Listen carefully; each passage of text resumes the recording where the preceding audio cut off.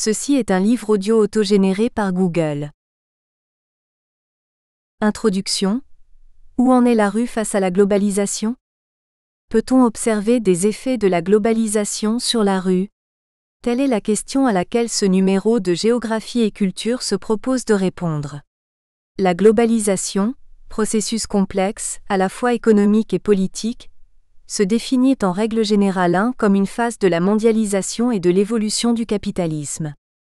Caractérisée par une plus grande interconnexion économique, avec une spécialisation des économies, une augmentation des flux de personnes et de biens, elle est basée en partie sur la déréglementation financière et touche toutes les aires culturelles et géographiques du monde. Ce ne sont pas seulement les économies qui sont concernées par ce phénomène, mais aussi les politiques publiques, les cultures, les identités de classe et de genre et les subjectivités. Ce processus multidimensionnel est interprété de deux manières. Pour les uns, ceux qui le défendent, il produit de la pacification et peut favoriser la circulation des valeurs démocratiques. Pour d'autres, plus circonspects, il génère des inégalités, des fragmentations socio-économiques, un accroissement des risques et des vulnérabilités sociales, environnementales. Harvey, 1989. Au-delà des clivages idéologiques, une idée fait consensus, celle selon laquelle la globalisation s'impose comme un récit et un contexte commun aux villes. C'est en effet dans le monde urbain que ce phénomène est le plus spectaculaire. La globalisation devient une sorte d'universel qui s'impose à toutes les aires culturelles.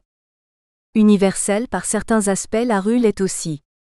Malgré des formes et des usages sociaux variés, elle reste un lieu commun à toutes les sociétés urbaines. Si elle est aussi une notion qui semble aller de soi, la rue est pourtant extrêmement complexe à définir. Dans la foisonnante littérature qui lui est consacrée, elle est appréhendée à partir de formes et de fonctions spécifiques, Gourdon 2001, comme un lieu de passage, de circulation, Charme et Sander 2007, de pratiques sociales, Les Monorels 1997, de coprésence et de citoyenneté, Joseph 1998, de transactions sociales. Elle est présentée également comme le domaine du sensible et aussi comme un paysage sonore, Shelkoff, Thibault et Al, 1997. Elle est souvent analysée à partir de groupes spécifiques, migrants, SDF, jeunes, enfants, Morel 2006, Parazzelli 2003. Ces quelques indications n'épuisent pas l'ensemble des caractéristiques attribuées aux rues. On retiendra l'idée essentielle que la rue est invariablement le lieu du quotidien et de la proximité. Comment en venir à associer la globalisation à la rue? Ce rapprochement inhabituel trouve sa source dans le constat d'uniformisation des espaces de rue à travers la planète. De nombreuses rues du monde partagent des caractéristiques communes, des formes urbanistiques et architecturales quasi similaires et ont des paysages très ressemblants, avec les mêmes agencements, les mêmes fonctions socio-spatiales. La rue standardisée avec ses banques, ses services rares et commerces de luxe devient de plus en plus courante. Dans les mêmes villes, le contrepoint de cette rue intégrée à l'économie internationale est la rue ponctuée de friches et de creux, une sorte de black hole, Castells, 1996, où sont relégués les pauvres et les marginaux. Ce ne sont pas seulement les formes qui nous apparaissent communes, mais aussi les pratiques et les usagers. La pratique la plus frappante est celle du shopping qui standardise les comportements et les usages spatiaux. Ces rues offrent une vision de théâtre où se meuvent des figures génériques oscillant entre insider et outsider, celle du sans-abri, du touriste, du shopper. La rue évolue et n'est pas un déjà là, immuable et éternel. À en considérer son entrée dans le monde virtuel de l'Internet, on peut légitimement se demander si elle aussi n'a pas pris le tournant global. En effet, la nouvelle application de Google Earth View Street offre la possibilité d'être connecté quasiment à toutes les rues du monde. L'hypothèse formulée ici est que la convergence des rues du monde peut trouver une lisibilité à partir de la globalisation et qu'elle donne lieu à l'émergence d'une rue globale. Andrew Herod et Melissa W. Wright se demandent pourquoi certains événements ont le droit au statut de global tandis que d'autres non. 2002, page 2. On peut en dire autant des espaces, et notamment de celui de la rue. Si la ville peut être qualifiée de globale, pourquoi la rue ne le serait-elle pas? Dans les vastes littératures consacrées à la globalisation et à la rue, l'articulation entre les deux est quasiment absente. Bien qu'étant fortement centré sur la dimension spatiale, autour des débats sur la déterritorialisation, Castells, 1996, ou encore sur le thème des échelles opposant global et local et donnant lieu à la notion de glocal, les travaux sur la globalisation accordent peu d'importance au micro-échelon et à la rue en particulier. Cette impensée pourrait être liée au fait que cette littérature est en général largement tournée vers le top-down des processus. Elle privilégie une analyse qui part des structures surplombantes et élude l'espace de la vie quotidienne. Dans un de ses derniers ouvrages, Saskia Sassen milite en faveur d'une prise en compte du micro-échelon 2007. Du côté des recherches sur la rue, la globalisation est peu mobilisée comme grille de lecture. Quel que soit le champ disciplinaire, la multiplicité des univers qui construisent la rue et notamment via la diversité des échelles, manque à quelques exceptions près, Rouleau-Berger, 2004, Borde-Benayoun, 2005. Cette absence de la globalisation dans l'étude de la rue pourrait avoir pour origine le nationalisme méthodologique, Beck, 2008, ou encore l'étatisme implanté, Sassen, 2009, qui domine dans les sciences sociales et qui consiste à situer invariablement les études dans un cadre national. Apporter des réponses à la question des effets de la globalisation sur la rue est une entreprise difficile, car la part de ce qui doit revenir à la globalisation et ce qui est imputable à l'histoire et à la culture d'une société ne sont pas toujours simples à identifier. Malgré cette difficulté, les auteurs de ce numéro se proposent ici d'aborder les effets de la globalisation sur les rues à travers plusieurs thèmes. Tout d'abord, Guy Dimeo rend compte de l'expérience partagée par les usagers des rues d'une sensorialité globale. Il analyse le formatage des perceptions des usagers de la rue, à partir de la notion de corpospatialité urbaine. Il pose avec force la question de l'infraction de l'ordre marchand, dans la symbolisation des identités individuelles et collectives. On retrouve le commerce sous d'autres jours dans les textes qui suivent. Ils sont centrés sur l'analyse des marquages entre autres liés aux commerçants. Brigitte Bertoncello et Sylvie Brédeloup sondent les présences des marchands africains dans une rue de Guangzhou et celle des marchands chinois dans une rue de Dakar. Ce face-à-face circulatoire donne à voir de nouvelles configurations spatiales et sociétales et porte en lui les germes d'un nouveau cosmopolitisme. Lucy Nendelstein croise les mouvements commerciaux à la production identitaire et en particulier religieuse.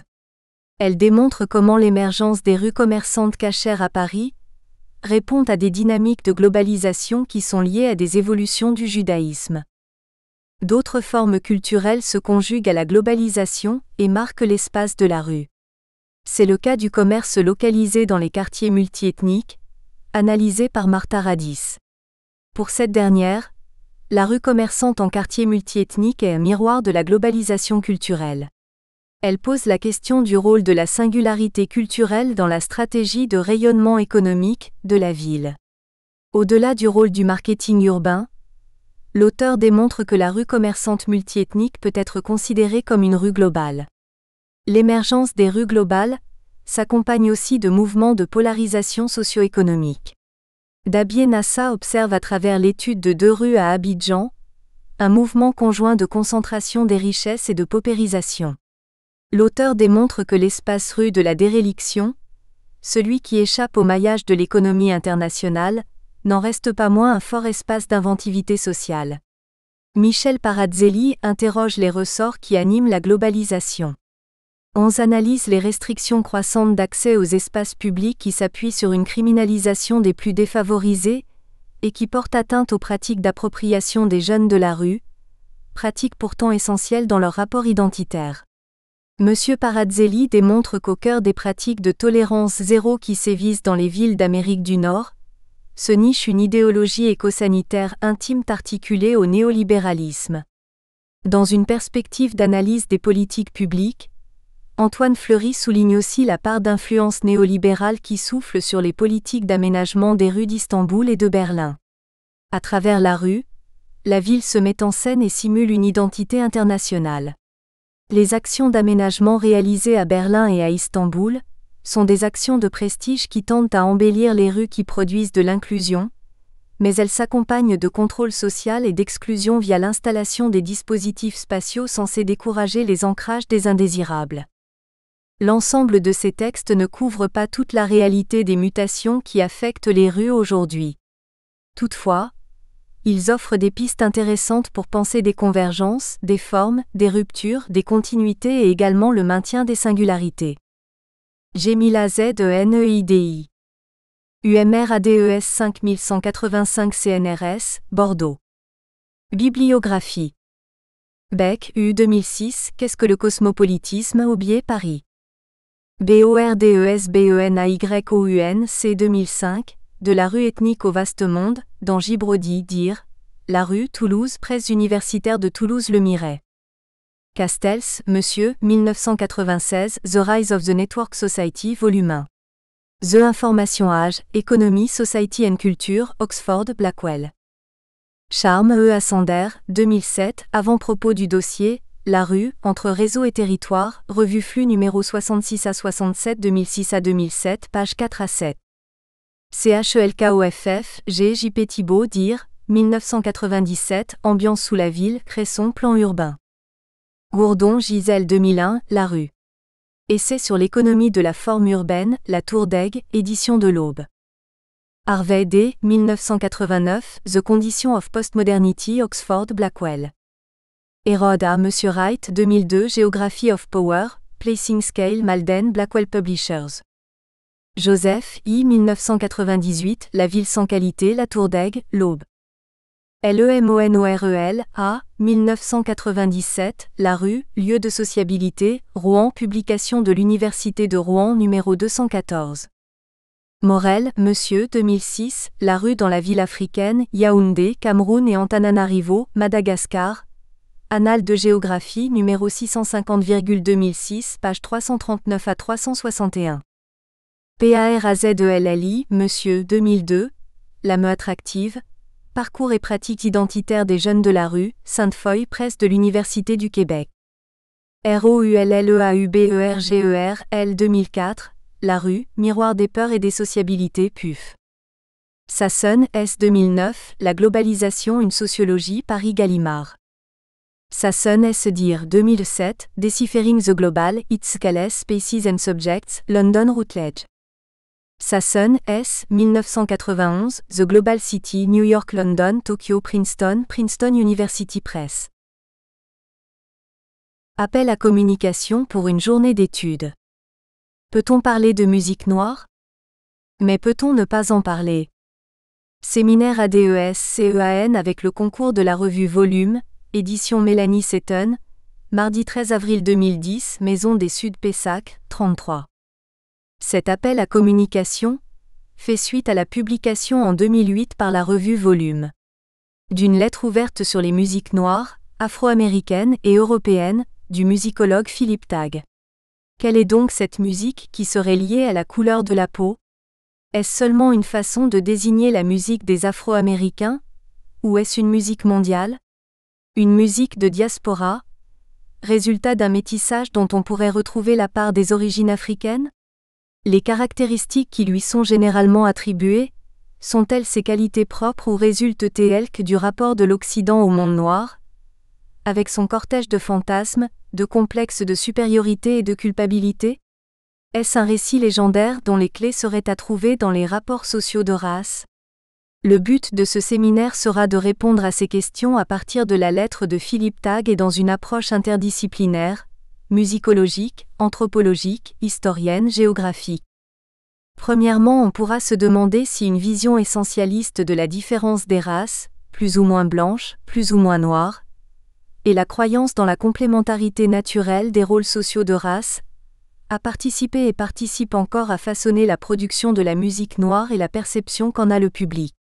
En prolongeant cette question, on se demandera également si la perception fantasmée d'une authenticité noire exotique n'a pas pour corollaire la vision d'une inauthenticité blanche domestique tout aussi construite, et si cette opposition ne servirait pas de modèle implicite pour penser les musiques actuelles et les musiques du monde aujourd'hui en France.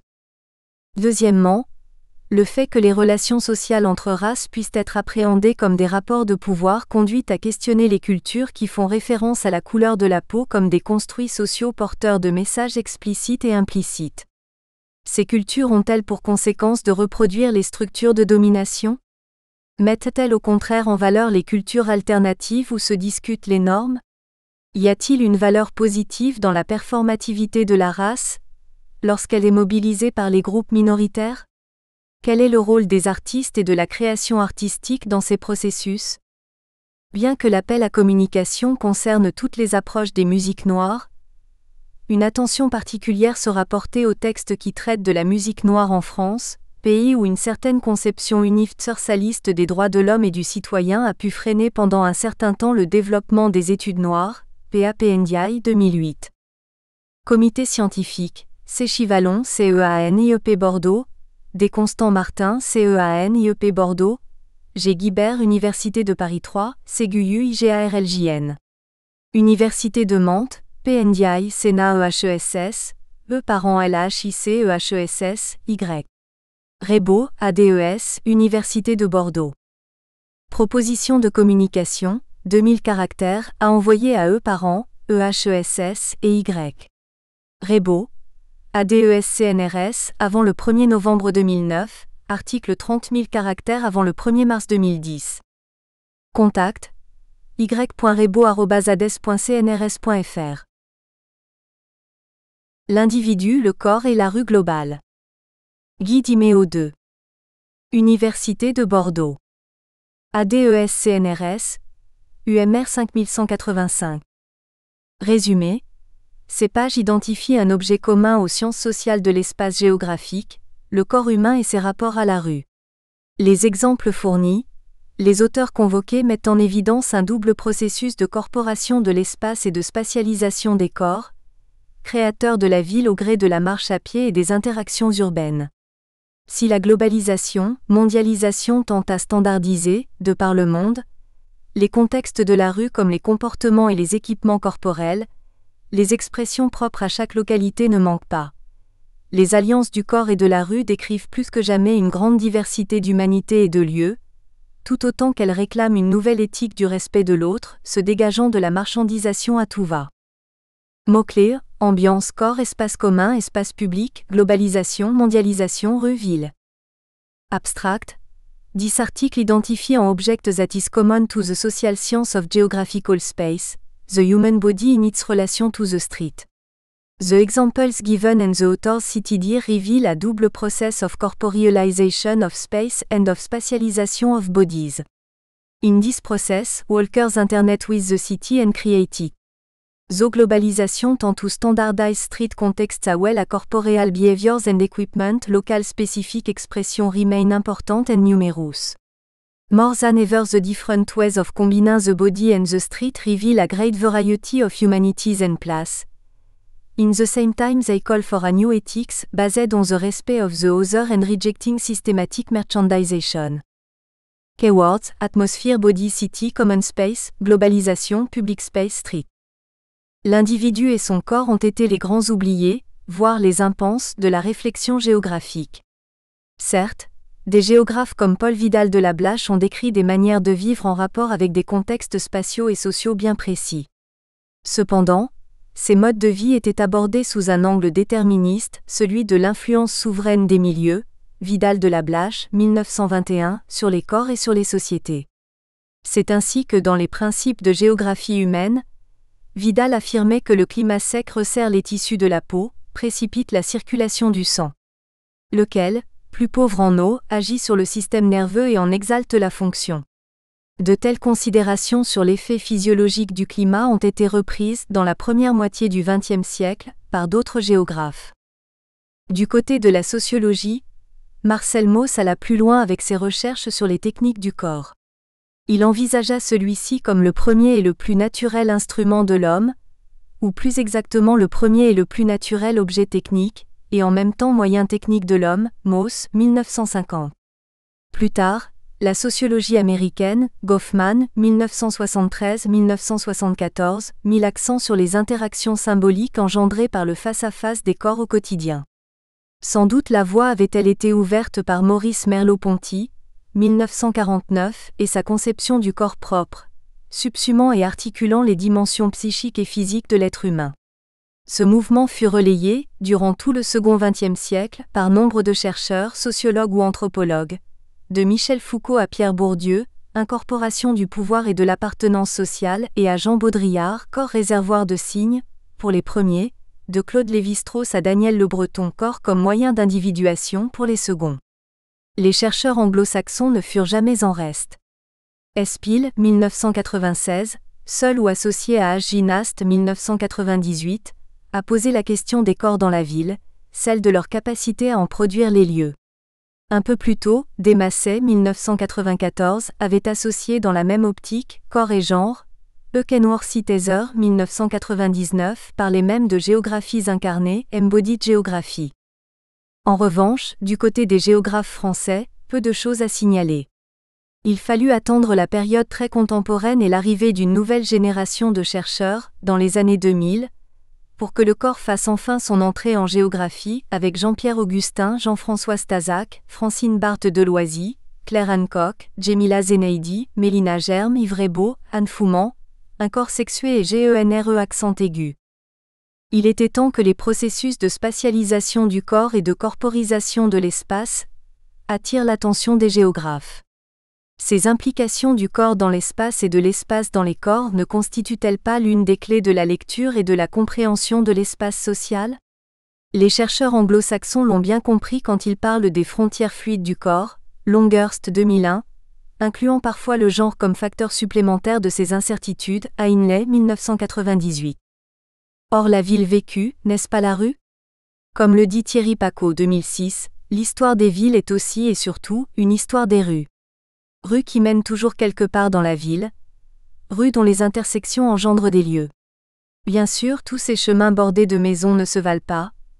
La ruelle et l'impasse, les rues strictement résidentielles ne sont pas les rues principales, la grande rue. La présence d'activités commerciales, la densité circulatoire façonnent ainsi des catégories différentes de voies.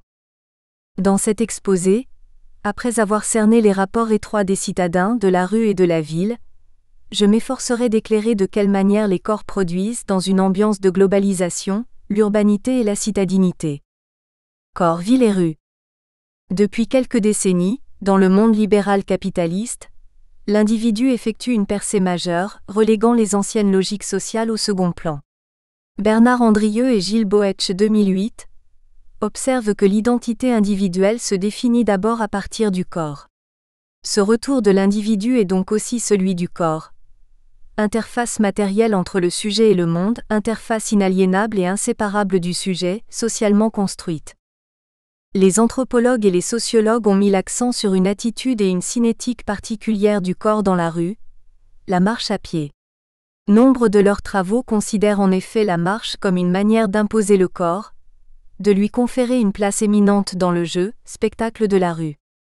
Pierre Sansot, 1996, signale justement que la ville se compose et se recompose à chaque instant par les pas de ses habitants. Or observe-t-il, marcher engage le corps. À ce jeu, si les corps ont la capacité de reproduire la ville au quotidien, c'est peut-être parce que les uns et l'autre témoignent d'une même nature. Si le corps se spatialise, l'espace, lui, acquiert une corporéité, Fouman 2008. Il se façonne à la mesure des corps qu'il habite, car le corps reste pour l'être humain la mesure phénoménologique de toute chose.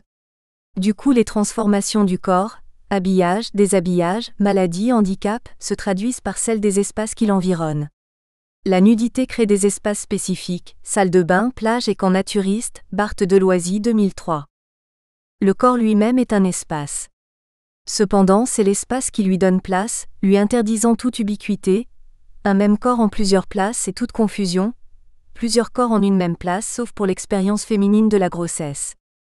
Il peut résulter de ces logiques de co-construction des corps et des espaces, ce qu'Anne Fouman appelle un phénomène de corpospatialité, à savoir un espace-temps dans lequel le corps et l'espace ne sont plus délimités, où les limites du corps sont repoussées.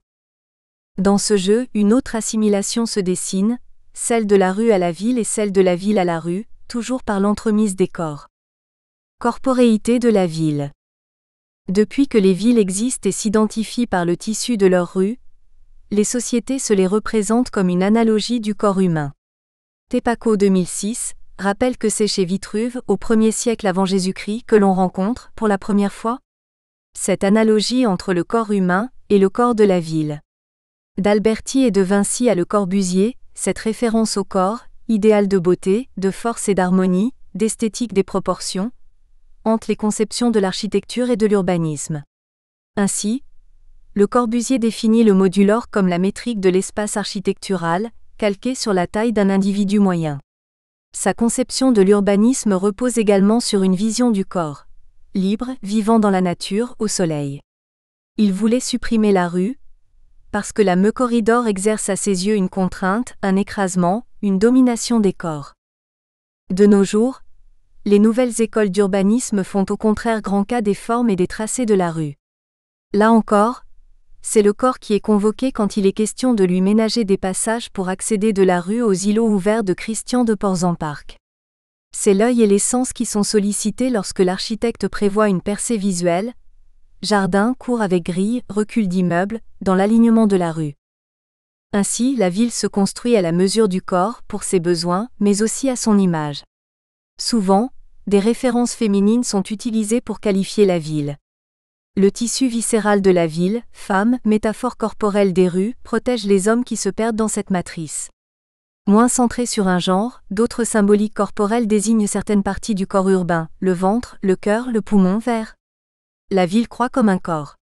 Quant à ses artères, ce sont les rues qui l'irriguent, lui donnent vie. Corps de la ville, corps des citadins, corps à corps. La ville contemple tous ces corps humains qui la pénètrent et s'y complaisent, Paco 2006. La rue, c'est la ville. Si la ville est un corps, la rue c'est la ville, et ceci, au moins pour 3 raisons.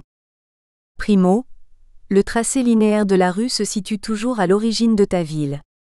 Il en constitue bien souvent l'acte fondateur, sacré et mythique.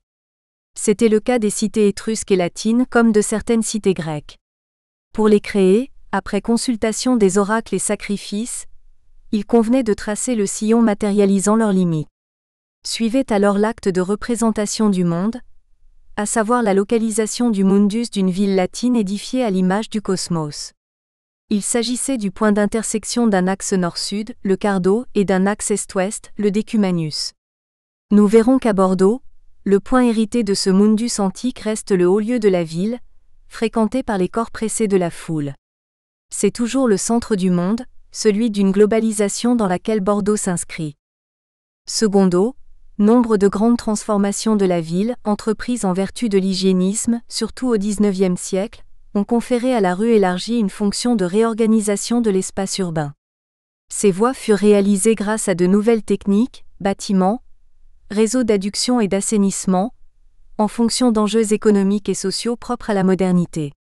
Sous l'égide du baron Haussmann, en France, ce nouvel urbanisme eut pour mission d'aérer les villes, d'en chasser les épidémies.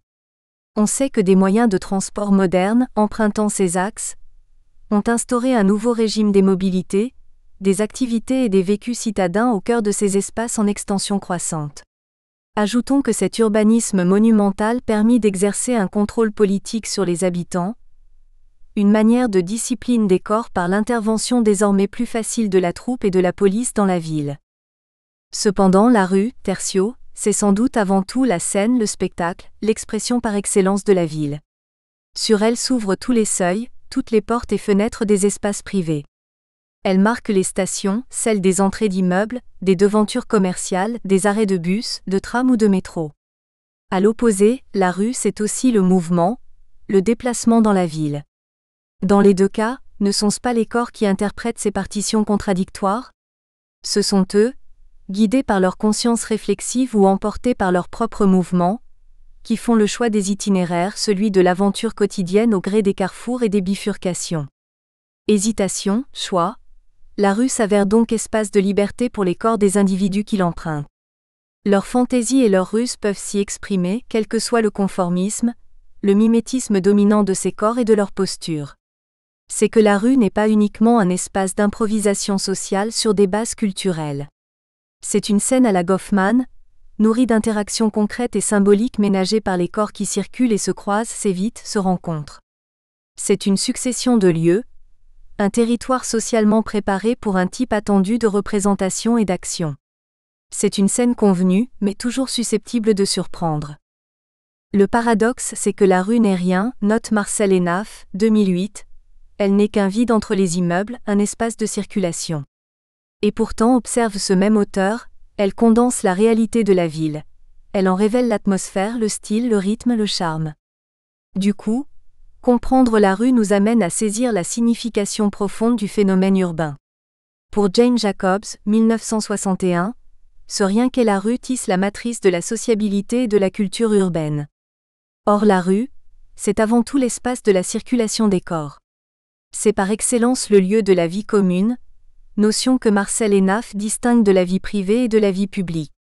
Cette idée de vie ou d'espace commun de la rue nous ramène à H. Arendt, 1958, pour qui le monde commun désigne des relations de voisinage, tout ce qui concerne un mode de vie familier de proximité.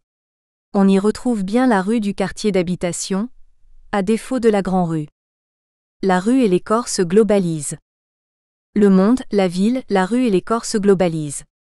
Mais qu'est-ce au juste que cette globalisation ? Quels sont ses impacts sur les villes et sur les sociétés urbaines ? En quoi les déplacements des corps dans la ville en sont-ils affectés ? Et peut-on imaginer la production de corpospatialité novatrice, instaurant un nouveau visage de la ville globalisée ?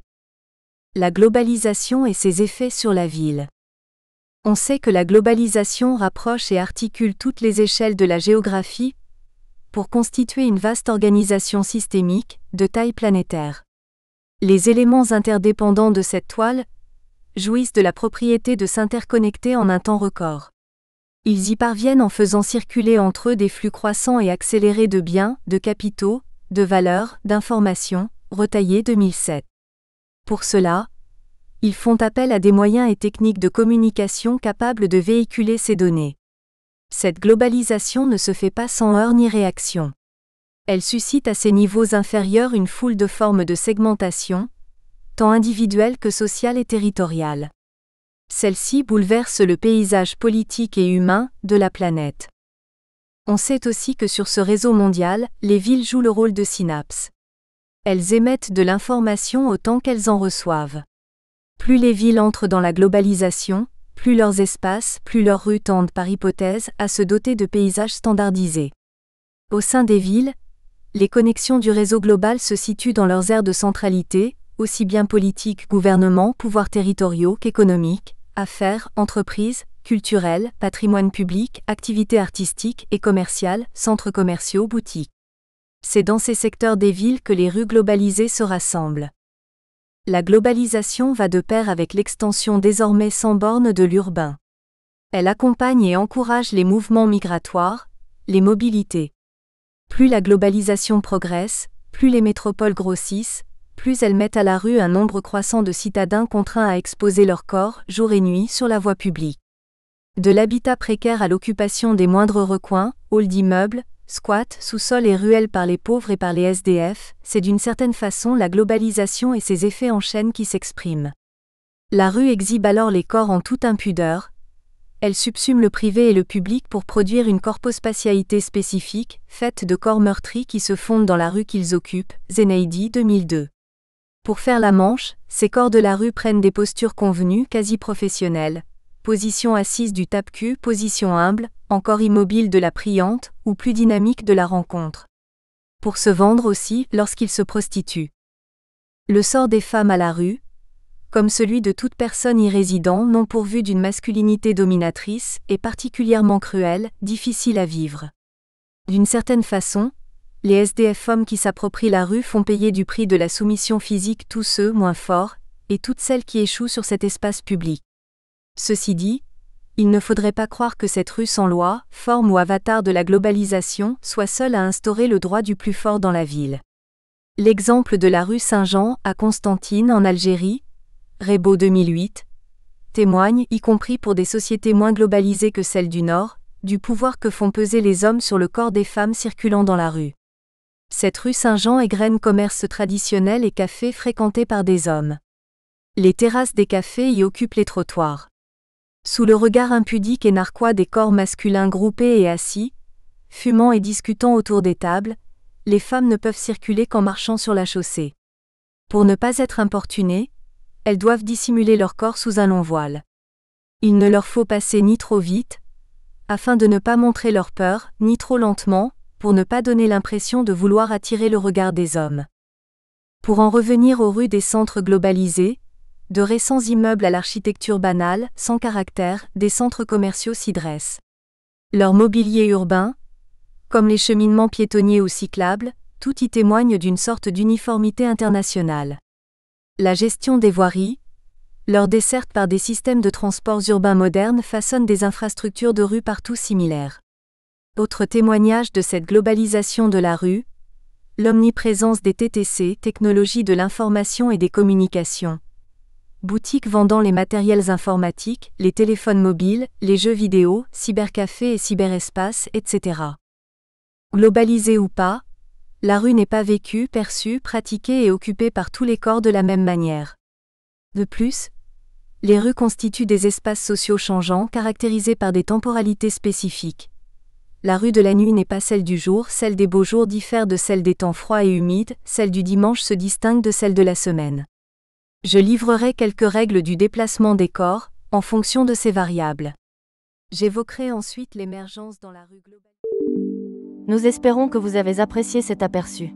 Pour continuer à écouter ce livre audio sur Google Play Livres, utilisez le lien dans la description de la vidéo.